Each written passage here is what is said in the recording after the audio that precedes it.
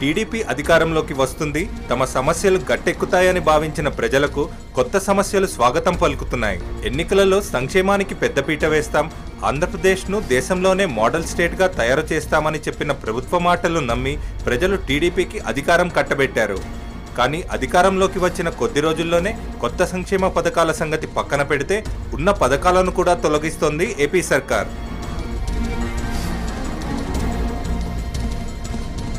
అసలే కరువుతో అల్లాడిపోతున్న అనంతపురం జిల్లాలో ప్రభుత్వం సంక్షేమ పథకాలకు కూడా కోత విధించడంతో ప్రజలు అయోమయ స్థితిలో పడ్డారు. ప్రజలకు ఆధారంగా మారిన పెన్షన్ చంద్రబాబు ప్రభుత్వం తొలగించడంతో ప్రజలు జీర్ణించుకోలేకపోతున్నారు.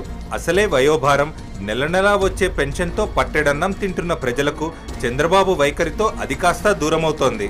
దీంతో ఇటీవలే ఓ మహిళ మృతి చెందిన సంఘటన జిల్లాలో కలకలం రేపింది. ఇవాళ అర్హులైన పెన్షన్స్ కి ఇవాళ ఆధార్ కార్డుకి లింక్ చేసి అర్హులైన మహిళలకు ఇవాళ పెన్షన్స్ లేకోకుండా వాళ్ళు చేస్తున్నావు. 200 పెన్షన్ ఇచ్చినప్పుడు నీకు తెలియలేదా? ఎంతమంది మన దగ్గర అర్హులైనారని చెప్పి గవర్నమెంట్కి తెలియదా? ఇవాళ 1000 రూపాయలు ఇస్తామని చెప్పి 10 మందికి ఇచ్చే చోట 2కి ఇచ్చి 8 మంది అర్హులైన వాళ్ళకి తీసేస్తే ఇవాళ ఎందుకు నువ్వు మాకు చేస్తున్నావు అని చెప్పి మేము గవర్నమెంట్ నిలదీస్తున్నాం. ఒక్క అనంతపురం జిల్లాలోనే దాదాపు 1,00,000 మందికి పెన్షన్ ఆగిపోయింది. దీంతో వృద్ధులు, వికలాంగులు, వితంతువులు పోరుబాట పట్టారు. టీడీపీ అధికారంలోకి వస్తే పెన్షన్ 200 నుంచి 1000 రూపాయలు చేస్తామని చెప్పి ఇప్పుడు మోసం చేశారని ఆగ్రహం వ్యక్తం చేస్తున్నారు. అధికారంలోకి వచ్చిన తర్వాత మరో మాట మాట్లాడడం బాబు ద్వంద్వనీతికి నిదర్శనమని ఆరోపిస్తున్నారు. నాకు 10 ఏళ్ల నుంచి వస్తుంది. నాకు 200 పెన్షన్ వస్తుంది. నాకు భర్త లేడు, పిల్లోళ్ళు లేరు. నేను 20 కిలోల ఇంట్లో బాడికి ఉండాను. నాకు ఇన్నాళ్ళు పింఛన్ ఇచ్చి ఇప్పుడు ఎందుకు తీసేసినట్ల? నాకు వెనక వేరు చేసుకొని ఇమ్మను. కొంపలు అన్ని ఉన్న వాళ్ళకి ఇస్తున్నారు, మాకేంది లేని వాళ్ళకి ఎందుకు లేదు.